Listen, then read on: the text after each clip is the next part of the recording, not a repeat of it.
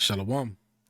First and foremost, want to give all honor, glory, and praises to Yahweh, Bahashem, Yahweh Shai, Bahashem, Raha Kodash. Double honors to the apostles and elders at Great Millstone. Peace, blessings, and salutations to the hopefully elect. It's the brother Izar, you with the Pittsburgh GMS camp, coming at you with another lesson through the spirit and power of Yahweh, Bahashem, Yahweh Shai, Bahashem, Raha Kodash. Lord willing, this lesson is edifying. And, I want to do a quick response to this video here. And the title of it is Israelites. It don't even got an S on the end of Israelite. Look, I'm gonna just tell you, this nigga's already, he going off, okay? He's going off. But let's just go ahead. It says Israelite with no S. So one Israelite. Israelite are wasting their lives away waiting for who the world calls Christ. Which really, man, that's an impossibility, to say that you're wasting your life waiting for the Messiah, okay? We're supposed to wait on the Messiah, okay? And I'm going to play some of this, and I haven't pulled up. I'm going to start off with this, okay?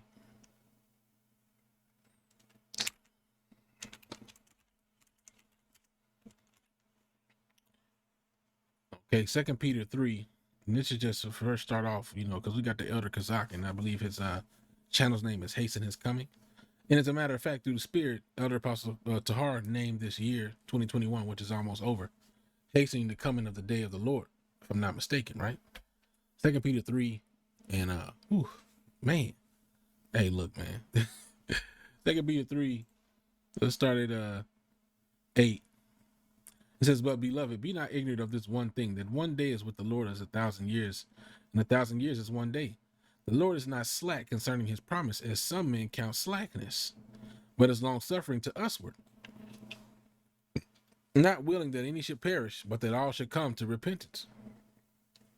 But the day of the Lord will come as a thief in the night, in the which the heavens shall pass away with a great noise, and the elements shall melt with fervent heat. The earth also and the works that are therein shall be burned up. Okay.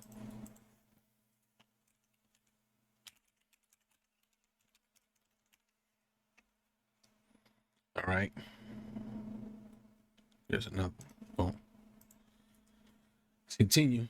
Verse 11. Seeing then that all these things shall be dissolved, what manner of persons ought ye to be? In all holy conversation and godliness, looking for and hasting unto the coming of the day of the Most High, wherein the heavens being on fire shall be dissolved, and the elements shall melt with fervent heat. So it says, knowing that this destruction is coming, we're supposed to look for and hasting unto the coming of the day of the Most High. Okay? The coming of the day of Yahweh Shai. So when you say Israelites are wasting their lives away waiting for Hamashiach, you're not, something's off. Okay? Let's get this. Revelation 16 and 15 says, behold, I come as a thief. Blessed is he that watcheth and keepeth his garments, lest he walk naked and they see his shame. So if Yahweh Shai says he's coming as a thief, then you have to keep your eye on what's happening, and you have to be occupied, okay, in knowing that he's coming. All right, which I wanted to play some of this clip, but I keep getting precepts. Okay, let's get this.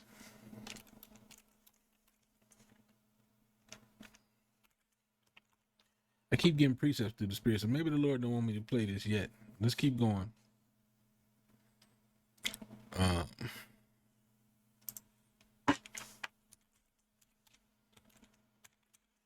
may be misquoting this.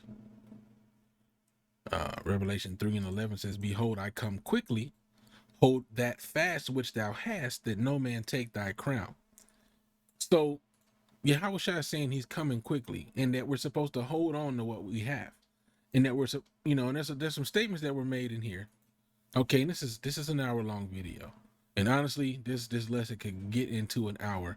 This may have to be like a compilation, but really you can hear his madness in the beginning. So I'm gonna get precepts, and then we're gonna go into it, because what he's saying is you're wasting your time just waiting and praying and preaching, and you could be doing so much more.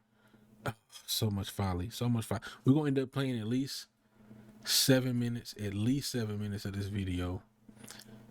We'll see through the Spirit, because there's so much to cut. I'm gonna try to keep it on the base level. So, but first, we're gonna go into a few things of watching and waiting on the day of Yahweh Shem Yahshua. This is an important thing.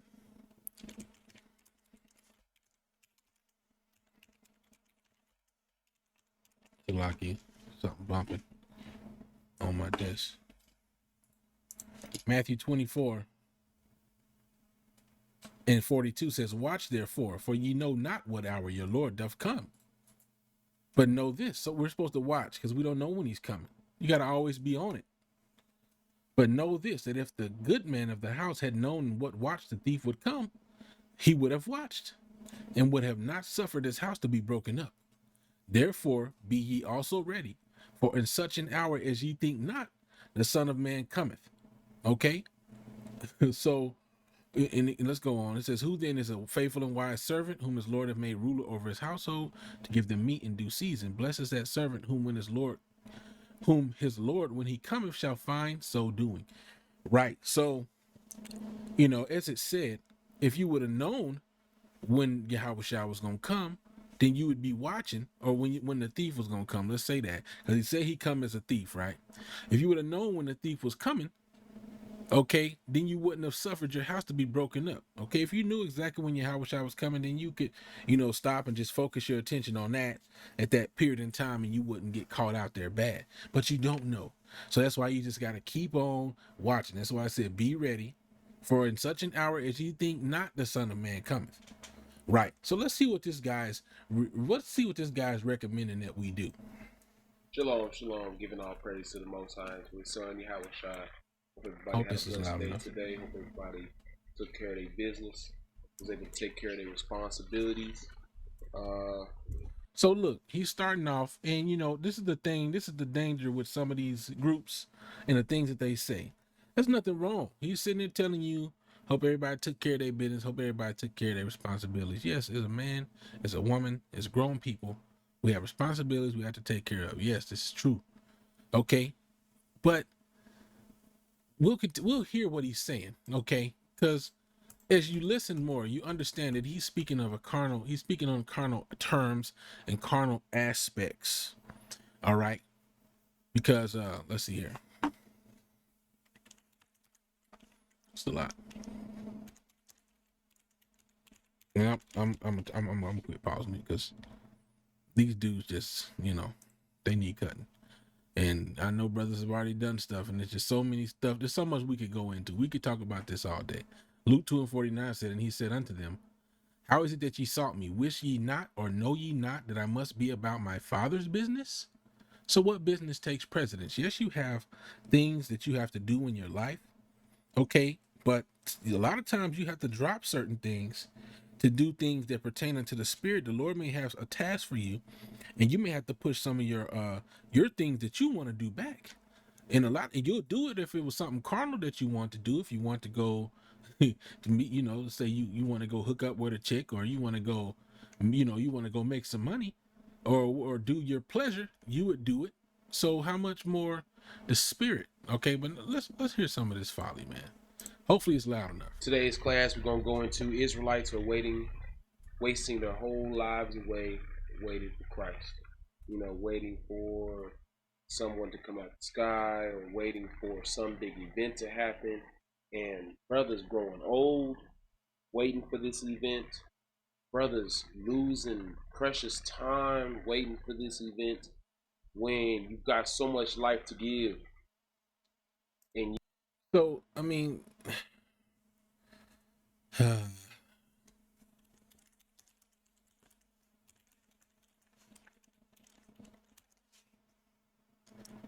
Ecclesiastes 12:1 says, "Remember now thy Creator in the days of thy youth, while the evil days come not, nor the years draw nigh, when thou shalt say, I have no pleasure in them." Okay, so the Lord's requiring you to come as a young man, okay, and endure into this thing until He come. Okay, you're not commanded to just live your life. That's the spirit these guys is in. Hey, you gonna chase in that paper? You'll see about it. Just listen. Yeah, You'll see. so much life to live, and yet wasting so much time waiting for something to change, waiting for something to happen, waiting for Christ to come back, instead of just living your lives. And today we're gonna discuss that problem in Israel. Now there's a way you could have worded this. Now, you may have people that are not handling certain responsibilities. All right. And now if and let's just try to be just, or try to examine the whole matter or give two sides. Let's say there's people in their camp that's just not handling certain responsibilities because their excuse is, well, it's going to be destroyed anyway, I don't need to do nothing. Let's just say that that's the attitude some people are taking. That's something that there needs to be like a council, a direct council. Maybe you put out a decree amongst your camp, but to put out a lesson where you're saying that brothers is wasting their lives just sitting there waiting on who he calls Christ, which is the Hamashiach, the Hamashiach, or the anointed. We don't say Christ, we say Hamashiach or Hamashiach, however you want to pronounce it. All right, Hamashiach. So don't try to throw that in there and say, oh, you wasting your time waiting on Christ when you could be handling your business. If you want to say brothers need to be more studious and handle their business, yes, ain't nothing wrong with that. You got to do something in this world in order to make it. You need skills, you need some type of hustle. That makes sense, that's cool. But to say that people's wasting their life, you got to word this better. And these people are in one body, they going off and they don't word things right. Okay, when you tell that dude, or when a dude say that Hamashiach or Christ didn't do no miracles, nigga, you got a problem. Okay, that's blasphemy. Let's continue. Proverbs chapter 31 and verse 1. The book of Proverbs chapter 31 verse 1. Read. The words of King Daniel, the prophet that has mother taught him. That his mother taught him. Read. What, my son? And what, the son of my womb? And what, the son of my vows? Give not thy strength unto a woman. It say, give not thy strength unto women. What is that woman? We reading it, we thinking and saying, okay, my son, give not thy strength unto the female. But it say, give not thy strength unto women. Read. Well, yeah, I mean, that's what it literally means. Give not thy strength to women. Okay, a perfect example of somebody giving their strength to women was Samson. He gave the key to him being taken down to a woman. All right, and she used it against him.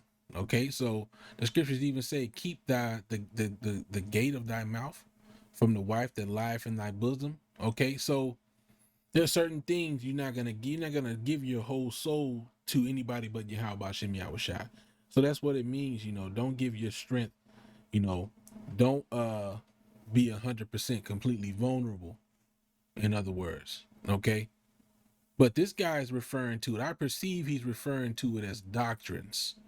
Don't give yourself unto doctrines. Okay. But that scripture, now I see where he's trying to come with that. But that scripture is literally talking about women, because right after that it says, okay, let's get it.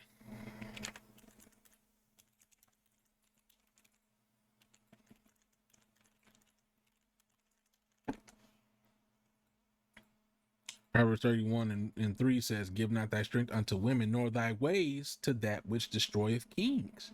All right. So women is one of the big things that destroys kings. If you look at King David committed adultery over the desire of a woman, and King Solomon ended up raising up groves unto his women, unto his wives in his old age. So those things destroyed him. Okay. And he gave his strength unto them. He gave them too much importance at that time. Nor thy ways to that which destroyeth kings. To that which destroyeth kings. That woman, when you reading in it, give me 1 Ezra chapter 4 and verse 2.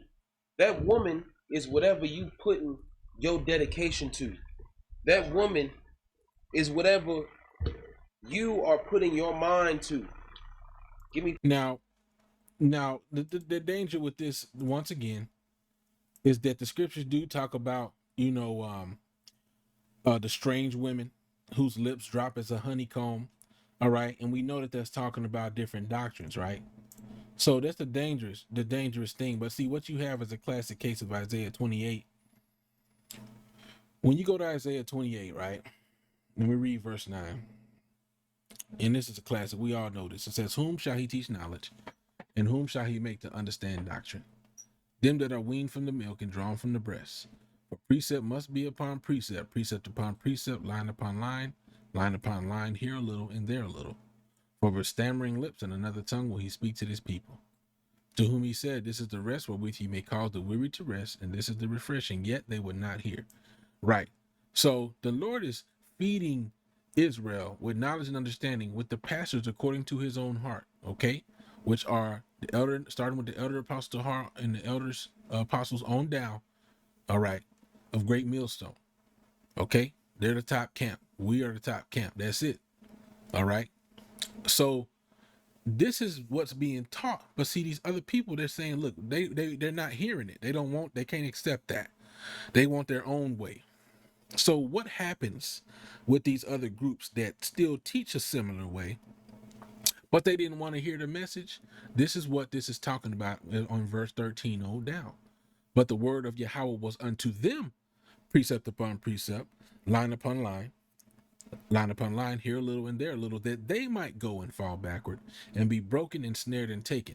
And this is where the confusion is when you talk to people in the Christian church. They say, see, well, when you go precept upon precept, you're going to get snared and taken. What it's saying is the people who would not receive the refreshing, the people who would not receive the word, unto them, yeah, they use precept upon precept, but they use it falsely. They use it in the wrong way. They're taken and they fall backward and they're broken and snared in their false doctrines. First Ezra chapter 4 and verse 2. Read this. The book of First Ezra, chapter 4, verse 2. Read. O ye men, do not men excel in strength? It say, do not men excel in strength? Read. That bear rule over sea and land. This is what a man is supposed to be. A man living his life to the fullest, being a man of God, being a chosen seed of God in this life, is supposed to rule over sea and land. Read. Is that true? Is that true? Is that true? We're supposed to rule in this life. In our captivity, we're supposed to rule over sea and land? Are you serious? When we go to Job 9 and we go down to verse 24, it says, the earth is given into the hand of the wicked. He covered the faces of the judges thereof. If not, where and who is he? So wherein is the seed of the righteous supposed to be ruling over land and sea in this life?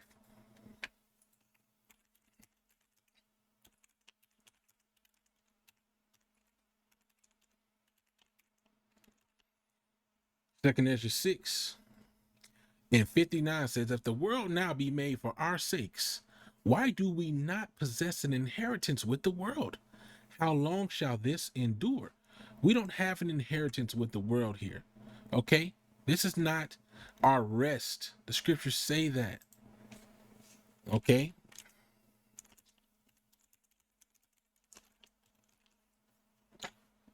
Micah 2 and 10 says, arise ye and depart, for this is not your rest. Because it is polluted, it shall destroy you, even with the sword destruction. And like the elder Yashawamba said in his video, because this is a lightweight response to his video too, but I had pulled up this actual video here. All right. At some point, you're going to have to separate. At some point, you're going to lose that job. At some point, you're going to lose that connection to Esau's world of in the way that you have it now. And you're going to have to accept that. Arise and depart. This is not our rest. Okay, one more. Salaki. I'm probably typing this wrong. Hebrews 13 and 14 says, okay, for here we have no continuing city, but we seek one to come. Okay. By him, therefore, let us offer the sacrifice of praise to the Most High continually. That is the fruit of our lips, giving thanks to his name. All right, so this is what we're supposed to do, but we don't have any continuing city here. Okay, so to say we're ruling over land and sea, but then Paul says we have no continuing city, who's right? Okay, we're gonna go with the scriptures on this one. Talking about as a son of God, you're supposed to rule over land and sea. Not in this life. When we get the kingdom, yeah. And all things in this. How many brothers are preparing themselves to rule over all things in the sea and the land? Be caretakers of the garden of God. Brothers acting like they just supposed to teach the word, and then when Christ comes, he gonna put in your head how to be a caretaker of the garden. That's not the case. Read. What are you talking about? What are you talking about? Okay, are you saying that we should be caretakers of literal gardens because Yahweh Ba'ashem Yahushua can't teach us how to take care of gardens when he get here? Like, what are you saying? That the people who are going to rule are going to know how to plant plants? Do you know we're going to have a heathen planting vineyards? Bro, if we don't want to, we ain't got to touch a soil. We ain't got to touch a fertilized doo-doo to put on some. We ain't got to do that. So what are you talking about? Oh, yeah, you think your Yahushua just going to put it in your mind on how to take care of a garden? We ain't going to have to take care of no gardens, man. So what about that one? Did you think about that?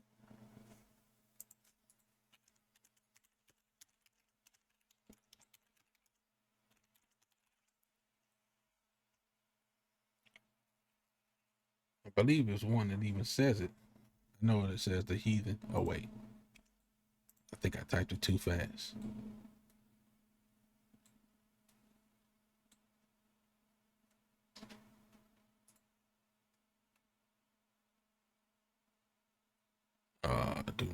The heathen shall. Let's get this. I know it says this. Isaiah 60 and 10 says, "And the sons of strangers shall build up thy walls, and their kings shall minister unto thee. For in my wrath I smote thee, but in my favor I have I had mercy on thee." So not only are they going to build up our walls, but they're going to plant our vineyards. All right, we're not going to have to plant. And there's even a scripture that says it. It's slipping my mind because I guess because I don't want the spirit don't want it to be too long. All right, but it tells you that they're going to plant the vineyards. We're going to reap from vineyards that we have not planted. Let me see if I can find it. And then if not, I'm going to just move on. Because this could be, we only 3 minutes in. We're only 3 minutes in. Okay. Where's this? So he did it before, right? And it's going to happen again. Okay, Joshua 23, 24 and 13 says, "And I've given you a land for which ye did not labor, and cities which ye built not, and ye dwell in them. Of the vineyards and olive yards which ye planted not, do ye eat." And this is going to happen again. All right, we're not going to have to plant up nothing. So what are you talking about, man? But yet the king is more mighty. But the king is mighty. Read. For he is Lord over all these things. Read. And have dominion over them. And have dominion over them. A man that is being a man of God has dominion over this place. Dominion over the animals. Dominion over the peoples. Dominion over the rulership. Who is Man, we just read it. The earth is given to the hands of the wicked. How is we being in the truth don't make you have dominion over people and dominion over lands and animals. You might be dominion over your house. And that's barely in this society. It's hard to, you know what I'm saying? Man, what is you talking about, bro? Dominions over rulerships? Where is there an Israelite? Do Israelites have representation on the World Council? In the United Nations, do we have an Israelite representative? We don't even have our own land. All right, where we inhabit as a nation. And you talking about we supposed to have dominion. You ain't got no damn dominion with these heathen. Where is that in prophecy? And the 10 horns shall hate the whore. Or then Israel's going to be over here and they're going to hate the whore too. You ain't got no military might. Preparing themselves to have dominion. What brothers out here are setting their mind right, setting their body right, setting their actions right to have dominion over the things of this world. Read. Anyway, man, and really this folly goes on even more, you know. But the Yahweh Shem Yahushai, he's gonna give us dominion. He's gonna give us the things we need. You know, he's gonna set us up to be able to govern righteously. Okay.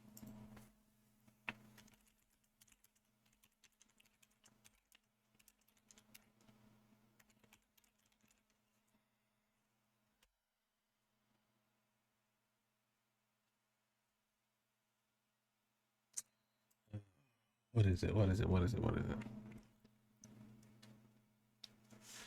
There's literally one that says,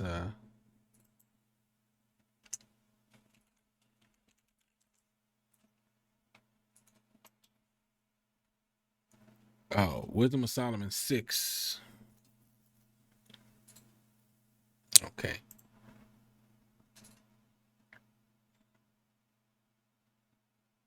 And there's a lot. I'm gonna just get to the point. Wisdom of Solomon 6:20 says, therefore the desire of wisdom bringeth to a kingdom. If your delight be then in thrones and scepters, O ye kings of the people, honor wisdom, that ye may reign forever. Okay? So what is this wisdom about? This wisdom is the wisdom. Let's continue. Let's continue. If your delight be then, oh Salaki, verse 22, as for wisdom, what she is and how she came up, I will tell you, and will not hide the mysteries from you, but will seek her out from the beginning of her nativity, and bring the knowledge of her into light, and will not pass over the truth. Neither will I go with consuming envy, for such a man shall have no fellowship with wisdom. For the multitude of the wise is the welfare of the world. A wise king is the upholding of the people. Verse 25, receive therefore instruction through my words, and it shall do you good. So this is the wisdom and knowledge of the scriptures. Okay, the things that you're talking about are of the flesh. You don't know how to plant no garden. You don't know how to be a boss. Learn how to be a boss, so when the kingdom get here, you can boss up. What are you talking about? Now, is there certain things that need to be done in leadership roles in the truth? Yes. But you sound like you're telling people to actually learn how to plant gardens, actually learn how to run businesses. There may be people who that may distract them from this truth, who need to just keep it simple and just work a simple job or whatever the case may be. Now, there's nothing wrong with having a business. But to sit here and say people are wasting their life waiting on Hamashiach Yahushai, okay, and that they need to learn how to grow gardens and shit, there's something wrong here. There's something wrong here, and you can see it in the comment board. Shalom, Masha. He says Mishapak. It's Mashapak. Barakatah Kwam Yasharale Yaspeed. You can't. The scriptures say him that wish him Godspeed is partaker of his sins, and you wishing him Yaspeed, which that's short for y'all. That's short for the Most High's name. You know what y'all say? Y'all ain't wishing him Yaspeed. He don't get none of that from me. Family, I believe you're going too far with the similitudes. And he is, you're right. But then you got the Yisrael, even this Yisraelite with the head wrap can see that you going off. You know, he's going, yeah, this dude is going over with the parables. He's going overboard. Okay. He's going out. Shalom Aleichem. I don't even, that's, anyway, man. This guy's tripping, man. We ain't even get that far in. I don't even know how far. I'm just gonna click. Gazed upon her with open mouth. See, brothers still gonna dedicate their life to that thing, even after it smacks them down to the ground. Even after that job hits you with that pink slip. Even after that world hits you with that, you need to pay all these taxes back, and we gonna take your whole paycheck. Even after that, even after the man, I'll be here all day of this hour-long video trying to rebuke this dude. I'm not about to do it. Do you hear what this dude is talking about? That scripture that where the three men come up and they're all stating their case of which one is stronger. And when it talks about the women and it says how the women will slap the king, slap him on his face and take his crown off his head and he'll be sitting there staring at her like, oh, she's so fine. This is literally talking about how women play men. How women will use their beauty to get things out of men. You see it all the time. This is literally what this is talking about. And he's taking it, he's trying to be too deep. He's taking it to a level where it don't need to go. Yeah, man, that job keeps slapping you. You just keep on running back forward. This is literally talking about actual women. That's why it talks about wine. That's why it talks about men. That's why it talks about wine. That's why it talks about women. Then at the last it says, but the truth is the strongest. Get success, that means you don't love Christ no more. Read. And whatsoever my eyes desired. Whatsoever his eyes desired, read. I kept not from them. Who thinking that this truth mean that you're not allowed to go get what you want? So I guess I'm in the truth. I'm not allowed to go buy me a new Jaguar. If I just made $100,000 off of my business, all profit, all in my pocket, and I'm not allowed to go buy me a new Jaguar. I'm not allowed to go buy me a new watch. What? So I guess I don't love Christ no more, cause I went and bought me a new watch. Read. Hey, look, you giving your tithes, you doing what you gotta do. Anybody telling you can't go do that with your money? You know, if that's what you want to do, and the time is coming, in this financial straightness that we getting into, you want to go buy you a Jag? It's not advisable. You know, and there's better usages that could be going, you know, could be used with that money. Are you helping brothers around you? Or, you know, do you have a brother in need while you're going to buy that Jaguar? You know, these are just some things to consider. Scripture say riches are not comely for a niggard. You know, so is it wicked to buy a Jaguar? No. If you got that money, yeah, whatever. But there's better ways where that money could go. But hey, you know, to each his own. And no, it's not wicked to have a business. And no, it's not wicked to have money. Money is a defense. We're going to end it with this because this is getting long.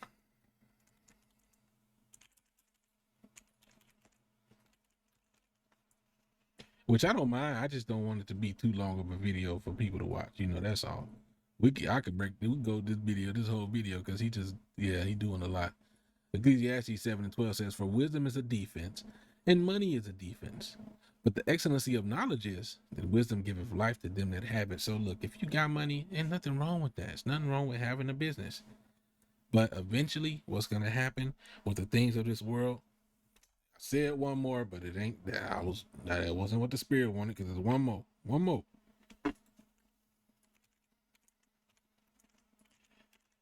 Unless the Lord say otherwise, one more. Matthew 6. Okay, Matthew 6:19. It says, lay not up for yourselves treasures upon earth, where moth and rust doth corrupt, and where thieves break through and steal. But lay up for yourselves treasure in heaven, where neither moth nor rust doth corrupt, and where thieves do not break through nor steal. For where your treasure is, there will your heart be also. The light of the body is the eye. If therefore thine eye be single, thy whole body shall be full of light. But if thine eye be evil, thy whole body shall be full of darkness. If therefore the light that is in thee be darkness, how great is that darkness? So, you know, it's a mindset. It's like the Elder Yashawamba mentioned in his video in 2 Ezra 16. It tells you, let he that buy be as he that shall leave it, you know, so on and so forth. The brother went through it. The elder went through it. So, yes, this is the mindset to be in. There's nothing wrong with it if you got it. But you got to remember, that stuff is not going to last. Let's see.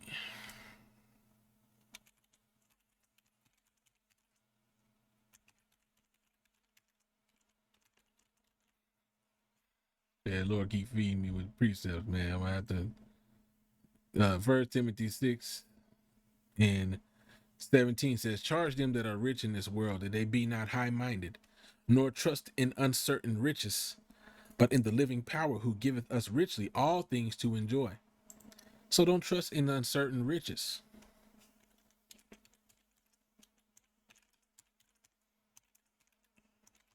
Okay.